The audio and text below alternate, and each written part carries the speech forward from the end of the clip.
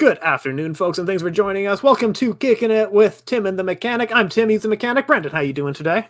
Doing good, man. Doing good. Got some stuff to talk about today.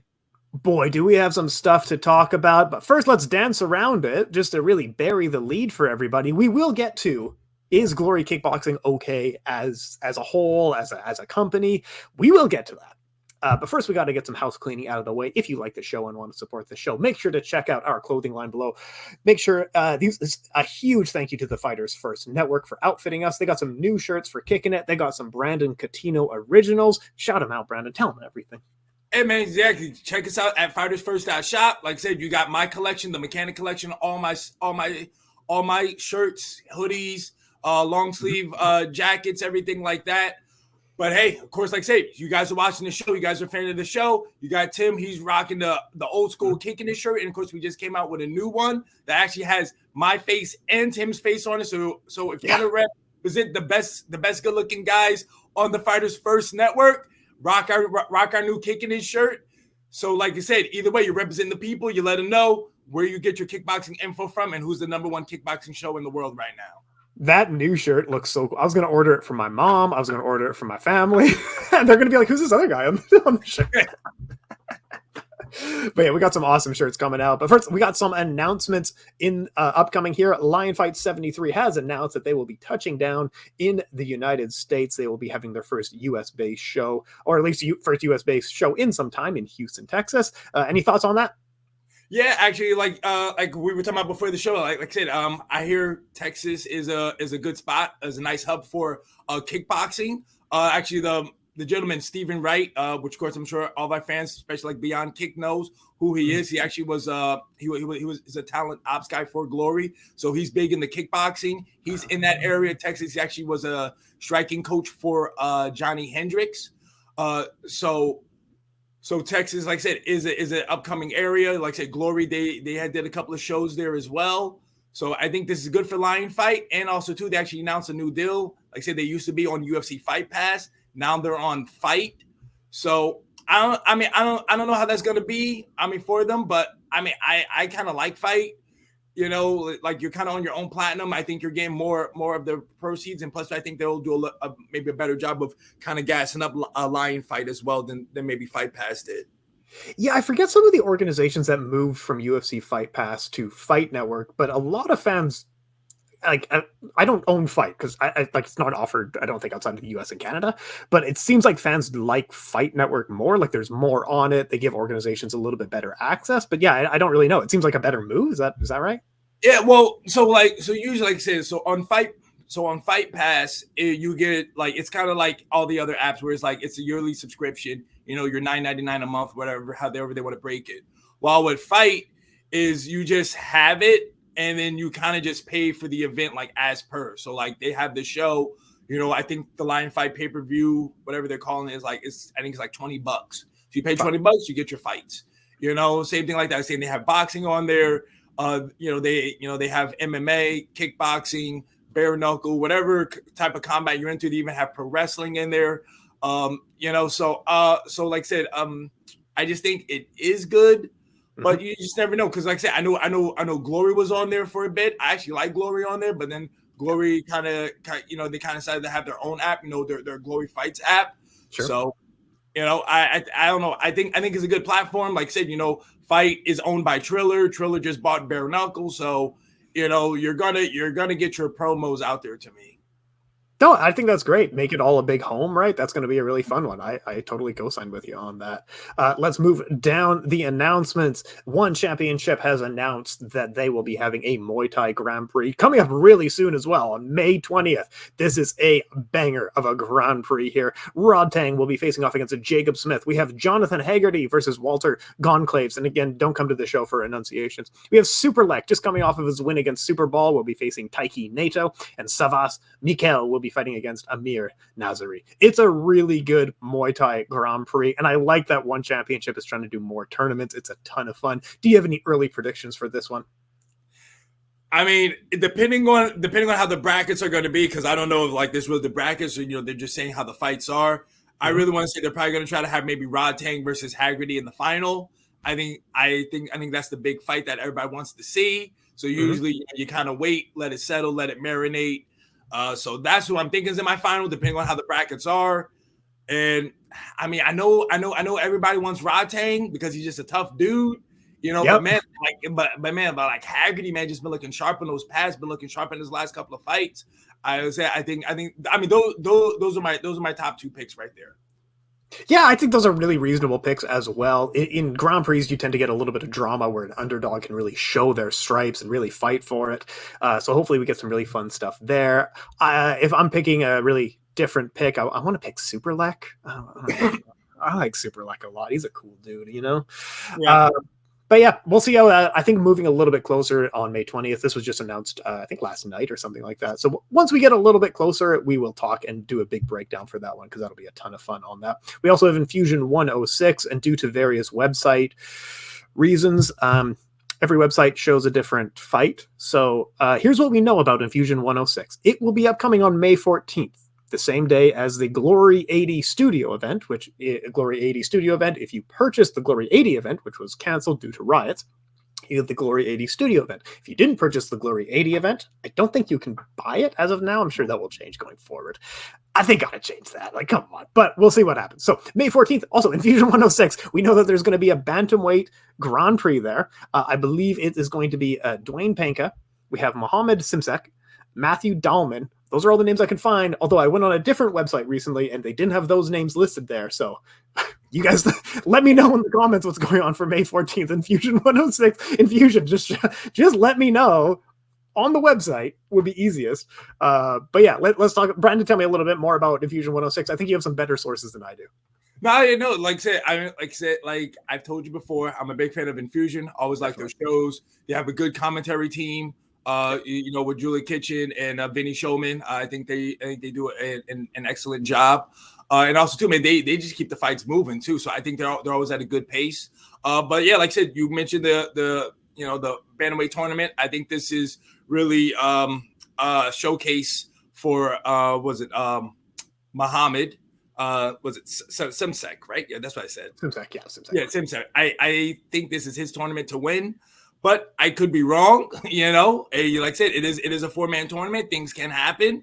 But also, too, on there, they got some good they have another bantamweight fight, which I think probably is a reserve fight, but that has Jimmy Van.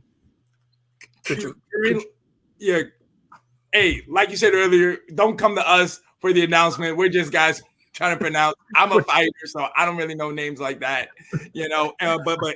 But he's going up against the Joker. Was it Jordan Dinin?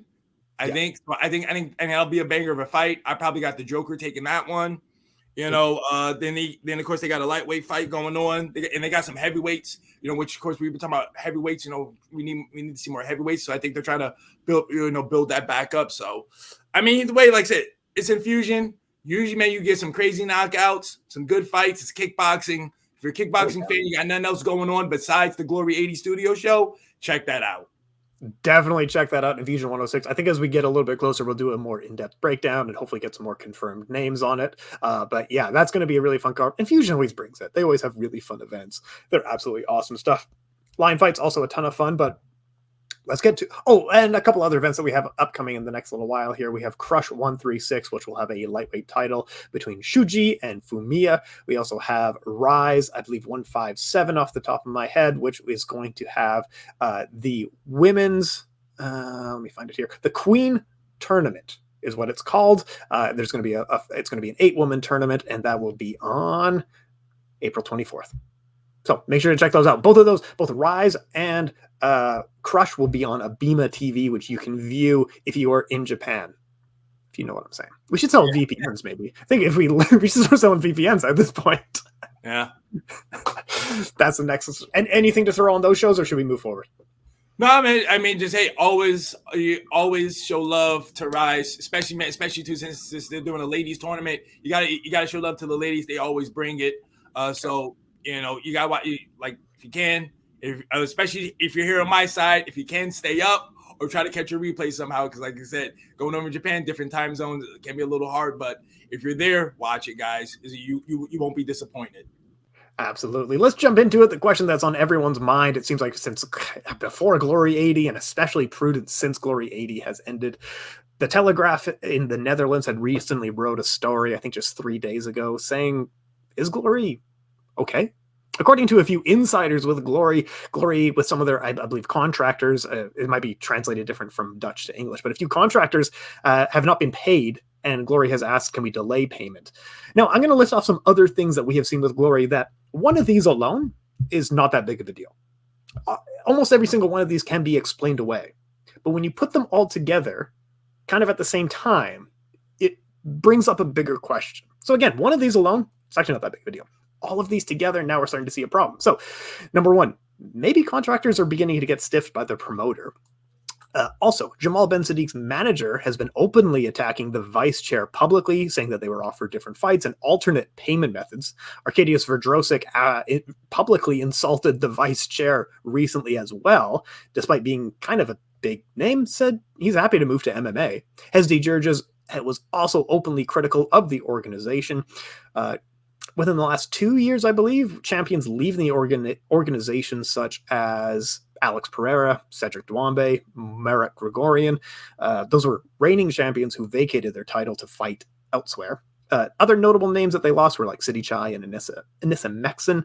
Champions fighting elsewhere, such as Rico Verhoeven recently announced he's going to be fighting at Glory heavyweight, not in Glory, later this year. Petch also took a fight overseas, and it didn't seem to be much of a co-promotion. It just seemed to be like he was fighting elsewhere. Again, alone, not that big of a deal. Combined with everything else, starts to create a little bit of a pattern. Also, within the last 2 to 3 years, lost TV deals in the Netherlands and the USA. So all of that combined, you really have to ask the question, Brandon, what do you think? Is Glory okay? Are we going to be sitting here a year from now talking about Glory still, or is this it? I mean, I guess really the answer to say is only time will tell. Like, like you said, you're right with a lot of things that you said. It does kind of sound like some bad news. You said one off, you kind of can't explain to them, about people not being paid. That was actually one of their issues with the ISKA. That's why that's why they're not with the ISKA. Apparently, the ISKA said that you guys still owe us money for events that we did, saying Glory. Apparently, Glory stiffed them, didn't pay them. That's why now Glory's using, was it VMO? I think that's what they're using, as the refs. That's why now when you watch it, you're seeing different refs and everything like that, different judges, because they're not with the ISKA. It's a different governing body.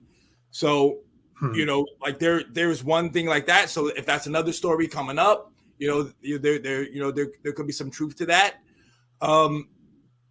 Jamal Ben Sadiq, like I said, you saw right with his manager saying one thing and then Scott Rudman saying another thing, going back and forth, which, it kind of goes to our thing about like, oh, does Glory need, they need a new promoter instead of the vice chairman being the one out there in the front lines, doing all the talking and everything like that. So, that's kind of iffy there too. And then, like you say, people leaving, like, yeah, like you're kind of shocked. Like, I really was shocked about Grigorian leaving because it was like he was champion. So why are you leaving? I like nothing ever came out. Like, he never said anything. Glory never said anything on why he left. Maybe his contract was up and he just maybe tested free agency. And maybe one just offered him a better deal. Same thing with Sidichai. Alex Pereira, hey, I guess he always wanted to do MMA, and plus he left Glory for UFC. It's not like Doumbé, who left Glory to be hanging out in some lower level MMA. I don't know, if that's really just he just wanted to really do the swing, and he wants, and like he too thinks that he'll be in the UFC soon. But I don't know. I really don't know. And like you said, the TV deals and everything like that, that's why now they have their own Glory pay-per-view thing, because like I said before, right, they used to be with Fight.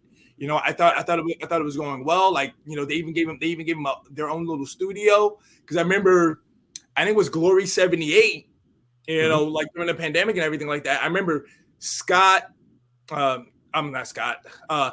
Grisham and Bazooka Joe, when they were doing the shows, they were actually in the Fight studio, the Fight Network studio, like in New York, while the fights were, over in the Netherlands because, with the pandemic and everything like that, they probably couldn't travel. So I thought that was kind of cool that, Fight was letting them use their studio, whatever it is like that, where they could call the fights. I thought that was a good partnership, but like I said, I don't know. I'm not on the end like that to know what was all the business details going on why it is that they left Fight. Maybe they just wanted to try to have 100% of the revenue if they have their own, their own app, and just people are just ordering that way. Yeah, switching to a pay-per-view model is extremely challenging because if you're not an established name, it's very hard to actually find success in pay-per-view. Like most of all, like Pride FC was like around for a decade and tried to do the US pay-per-view market. It was a different time back then, of course. They weren't having apps. There was no iPhones or anything like that when they were trying it, and it didn't really go so well. One Championship waited a whole decade before they switched to a pay-per-view model. And I don't know if that's going to be going forward, if they try once a year or something like that. But even really established names like Affliction, like just kind of went broke.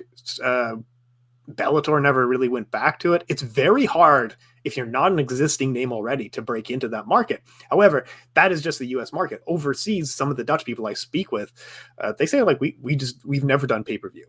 And I know that they recognize, they do understand what it is. And therefore, they just like, I'm going to stream it. Like we have very good streaming laws here that protect the consumer. It's going to be very hard. It sounds like even with really big name shows for the Dutch people to be willing to purchase these events. But yeah, it creates a picture of great uncertainty where even if they were on the Fight Network or something like that, and they were on Spike in the Netherlands, that creates a lot less uncertainty of course we're okay. We are on TV, but instead everything combined really does make it tough, right? Yeah. I mean, the thing I don't understand is what happened with their TV deals. Like, why did they, go down? Because I remember an article that, that you were talking about from Telegraph. Yeah. I think you said like the Puerto Rico fight had over 3 million views. This was the second biggest watched sporting event in Dutch history. The only thing ahead of it was a World Cup game. So this is like as high as it goes, right? This is insane how big it was where 50% of the country is watching it. Yeah. So like that's where I'm kind of like, well, what happened? How did it go? Like, I don't know, like maybe they were trying to negotiate a new deal and then negotiations fell through. We're not in the know like that. But that's the only thing I can understand is like say if you have the second highest rating, viewing in the country ever, you would think that TV networks would, they would be trying to get you, out the wazoo. But you would think so. Yeah. And I completely agree. You got to really press on those advantages and switching to a pay-per-view model. Okay, cool. Yeah. But maybe if you were going to switch to a pay-per-view model. So, for example, with One Championship, when they switched to a pay-per-view model, they threw it like it was a going out of business sale. They were like, here's every star. We're doing 5 championships this fight. We're doing a Grand Prix final. Every star we have is fighting on this pay-per-view event. Because, well, I'm sorry. I was going to say, because to me, like, I know, like, people get on the pay-per-view model, but I just think to myself, like, of course, I know we are a kickboxing show and everything, but, of course, me and you were both MMA fans. If you go in the beginning, well, when Zuffa took over, Dana White Fertitta Brothers, they were still only doing pay-per-views. They didn't get a TV deal yet, you know, so they were still kind of promoting pay-per-views, and it still got big that way. Now, yes, too, of course, it did help with the reality show of The Ultimate Fighter, so they did get a TV deal. So I think I do think a TV deal will help with them, but I think they just have to find the right partner because, like I said, they were with ESPN, but at that time, ESPN had them on ESPN3, which wasn't a channel. It was a website, which nobody knew because everybody would always ask me, like, oh, what channel was that? What channel was that? I'm like, oh, no, it's the website. And then for some reason, they would replay it on ESPN2, but they would do it on a Sunday. And it's like, of course, here in America on Sunday, you have Sunday Night Football, and everybody's kind of really thinking about that. And you're not really promoting it. Like, there was no promotion ever say, oh, hey, guys, Glory's going to be on ESPN2 on their other shows and everything like that. So they never really got the promotion that I felt like they actually, deserve. The only time I felt like ESPN really promoted it was when I think one time they did have Todd Grisham go on SportsCenter, because at the time I think Todd Grisham was still working with ESPN. So like I think they had went to him during like a SportsCenter, but he was just getting into kickboxing, so he really didn't know that much. Like he kind of learned on the fly about the kickboxing history because he was hanging out with with his co-commentator Joe Valtellini, who was kind of teaching the plays. Yeah, it does make it tough. And the U.S. market, I think, is just so profitable, but it's a matter of introducing the sport almost from the ground up. I mean, it's one of the things where, like, man, I felt like I just felt like they just got raw deals because again, over. because like when they first came into the U.S., they were on CBS Sports Network, which here in the U.S. is a network that is in the boonies. Like you don't know where it is. Like, Gotcha. It's legit. Like nobody really knows where CBS Sports Network is. If you have cable. So I mean, the only reason I know is just because I just flip through channels and I just try to find them. But there was that. But then also too, I don't think they were doing shows live. Like they were kind of having on like a tape delay type of deals. So it was just weird. And then they went to Spike. I think Spike was good for them. I think so too. But then they did the Last Man Standing tournament, which was a pay-per-view. And I think that didn't really go so well for them because I think I remember hearing that after that they were really hurting. Yeah. But then they started the bounce back. But then good old Scott Coker took over Bellator and he was like, hey guys, I can do my own kickboxing on Spike. You don't need Glory anymore. So then Glory got the boot there. And then that's when they went to ESPN. And like I just said, they were on the website and nobody could find that. They really weren't getting the love that I thought that they deserved. And then I think that's when they went back to CBS Sports Network, actually. But again, it just wasn't the same. And then next thing I know, they're on Fight. And then now we are where we are now. Yeah, jumped around US TV deals has not been great look for the network because like we talked about, if you are getting those kinds of ratings, TV deals come to you. TV deals come to you all the time, right? Mm-hmm. When the UFC was moving to, I believe, Fox, they were like, yeah, we talked to HBO, we talked to NBC, we talked to everybody because like we are offering a product that everybody wants. That's where Glory needs to be. And it goes back to a lot of the stuff that we've covered in the past of where this sport is struggling to grow. And it's not just an America thing. It's not just a Dutch thing. It's not even just a Glory thing. Kickboxing across the globe is mixed, right? Like I think maybe we're having a small renaissance period in areas like Japan with Tenshin and Takuru. That could just be wrong as well. I might be totally wrong on what I'm seeing there.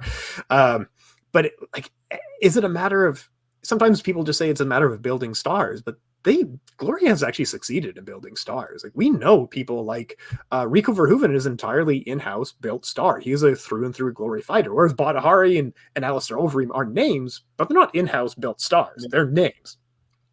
But now we're seeing Rico Verhoeven fighting elsewhere. I might be making too much of it though. Of like your biggest star, your heavyweight champion will fight a Glory heavyweight fighter. It could be like Alistair Overeem. But it will be in a different organization, not under Glory. I can't tell if I'm making too much of it or I'm not making enough of it. Help me out here. Yeah, no, like, I mean, I feel like I'm on the opposite side of how you feel about it because I just remember him saying, hey, he won't be fighting Glory because he has an eye injury. That's really what's keeping him out of the Glory ring. But then they have this thing that he's going to, but apparently, though, it's in his contract for him to go and do this event. Like, I don't know if maybe he's getting buku dollars for us. That's why he's doing it. But it's gonna be his only fight of the year, in which of course it's basically towards the end of the year. I think it's gonna be in October, which is why maybe I think he's saying this could be his only year. His only fight this year is because he's maybe trying to let his eye heal, and hopefully by October his eye will be all healed up. He'll have his one fight in October, and then he's probably done for the year because your Glory champion, your Glory heavyweight champion is going to try to fight in October, and then maybe try to do another show in like December or November. Like, I don't think Rico's never really been that active, like that. And, since he's been in Glory. While like a Doumbé would fight this week and then boom, he would fight the next week if he could. So that's what I'm getting from the story is that, hey, he has an eye injury. That's why he's not fighting. He's going to do this one show in October. That's it. It's towards the end of the year, which hopefully his eye will be healed up by then. Because then again, you remember, we don't know if the fight's really going to happen. Because like you said, he says he's not fighting because he has an eye injury. You never know how the well, like I say, I don't know what the injury is. I don't know if it's just from his fight from that he just had with JBS. It could be, and he's just trying to let it heal, and that's why he thinks like by October it will be all healed up. He'll have this one fight, and then boom, he's done for the year because it's in October. It's not like this fight is happening in June, and then it's like, okay, yeah, I can't do another fight in December. It's like, no, this fight is at the end of the year. I'm one and done. It could be that. But it just brings up more questions then of like, it's the same as what we were talking about in the UFC with Francis Ngannou. Of like, if Francis Ngannou fought in Bellator, that damn right there'd be headlines. If Francis Ngannou founded like Cameroon Fighting, I Fight for Cameroon Fighting or something like that, there would be massive headlines and questions regarding like the UFC maybe isn't paying enough, something's going wrong with the UFC.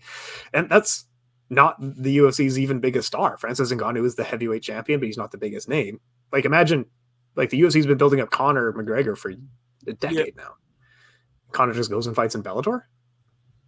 You know what I mean? Of like, they've built up Rico. He's their in-house name. He's the whole reason the organization even exists to this day. Now, if it is an eye injury, yeah, but you're still in a fist fight. You're still like you said, he has an eye injury. I'm thinking that he's going to think that his eye will be healed by then. Like I said, the fight's not till October. So like I said, it's at the end of the year. He's not really a busy guy. Like Rico usually only fights like twice a year, or actually sometimes maybe once a year, depending on how he has been lately, So really this is kind of like his one fight, like his normal schedule. No, that's the benefit of being heavyweight champion in any combat sports. You fight once a year and you get paid for it, right? You get paid ideally for it. But yeah, what's going on? But it's just, I mean, it's like say that's what I think of it. Hey, I could be wrong. People leave something in the comments. Let us know your thoughts. Because like I said, I just think of it as he has an eye injury. It won't be healed up till like October. This fight is in his contract where they're allowing him to go over to the to this mixed thing, and then he's gonna be done for the year. And then boom, come 2023, he'll be back defending his title in Glory. Yeah, but if you're Glory, put yourself in Glory's shoes now. You're going to let your heavyweight champion fight without you making any money? You know what I mean? It's like they're selling tickets with his name on it and stuff. Because if he said, okay, I'll fight in October, he's my biggest star. I'll schedule the... Yeah, whatever. We'll book the Rotterdam Ahoy, right? I mean, hey, man, I don't... Like I said, we're not in the know like that. I don't know what's going on, but, behind the scenes type of deal. But I mean, that's the beauty about Glory is where they will allow you to kind of fight at other events, as long as you're able to get the fights, which is kind of weird because it's like saying like, they do have people for him to fight because Plazaba's just waiting, but yeah. Well, and that's the other fold to this. First of all, like the drug testing in the Netherlands, will this be under, if it's in the Netherlands, not under Glory, will they be drug tested under what the government wants? And it will be a Glory heavyweight, he said. Is it Antonio Plazaba? You know what I mean? I don't know. I mean, I think I thought he said that it could be a Glory heavyweight. Like he doesn't really know who it is yet. He doesn't really know who it is. He just thinks that it could be a Glory heavyweight as well. They'll let him come over and do that. But yeah, no, like I think whatever the event is, those are the rules that they have to follow. So if it's under, it's in the Netherlands, it's not a Glory event. They'll have to, do whatever the Netherlands drug testing is. But again, I'm still trying to I'm looking forward to seeing what Glory Rivals 2 is going to do since, Glory had made that big stink, but they're going to be doing a show, in June at the Netherlands. So I have to see how that goes. But then also too, but speaking of what we're talking about, is Glory going to be okay? I mean, we still have the Glory Rivals show scheduled. Nobody's saying anything about them being canceled. So I don't know if this is, like I said, I still remember Scott Rudman telling me that Glory was coming back to the United States this year. He never this year, 2022. Right. He told me this year. He never said when, so it could be a fall return or anything. I don't know, but like I said, I'm just being optimistic. Like I said, you still got the Glory Rival events happening, so that's income coming there. That's really, like, I guess really got to kind of have to see what happens after this Glory 80 studio event. If they'll maybe announce when Glory 81 is happening, or if they're just focusing on these Glory Rival events, let these things go through. Because like I said, because I think you're the one that broke the news that Glory Rivals 3 is going to be in Japan come July. July, August, yeah. Yeah, I was told Glory reached out and they were like, yeah, July, August, you idiot. We haven't booked anything, but yeah, July, August. Thanks for ruining that for us too. Yeah. You're welcome. So that's 3 straight shows that they will be kind of co-promoting, in May, June, July, or /August, that they are still staying busy, giving fighters fights. That's the best part. Yeah. And I mean, to me, yeah, you're right. Gregorian left, Doumbé left, but then we get Josh Johnson coming back. He was a big star. He kind of bounced out because he was like, oh, I'm going to go to boxing, but here he is now. He's getting his title shot, so I don't know. I mean, it is a strange times, like I say, Anissa Meskin left, but I see that, Anissa Meskin's maybe her next fight is at 115. So maybe she just knew that 122 isn't really her ideal weight. Maybe she knew she can get lower. So maybe that's why she left Glory and she's now in 1 because they do have her weight classes. I don't know. But like, again, though, Glory, you have these other female fighters that we just haven't really seen, like saying it's really just Anissa Tiffany Van Soos and just who is she going to beat up on right now? But like I said, we talked about, we talked about like, Rebecca Urin, there was Selena Flores, but I think she signed a contract with Lion Fight because she did just win a belt with them, but I don't really know who else is on there. I mean, besides what Alex, I think Alex Pereira's sister, Aline Pereira, is still under contract with them. I think maybe Yadi, was it Mendez? Who beat Anissa Meskin for the belt, but then she lost it to her. I think she might still be under contract as well. But we just haven't seen them. Like, I mean, there are a lot of fighters who we haven't seen in Glory. I don't know. Again, I don't know if it's because the travel, Brazil to the Netherlands, America to the Netherlands or Belgium, wherever they're fighting at. Like, I don't know if it's too much. Maybe still everything with COVID. I just don't know yet. Yeah, no, like you said, her name was JD Mendez. JD Mendez, yeah. Hasn't fought since 2019. Just took a handful of fights back then.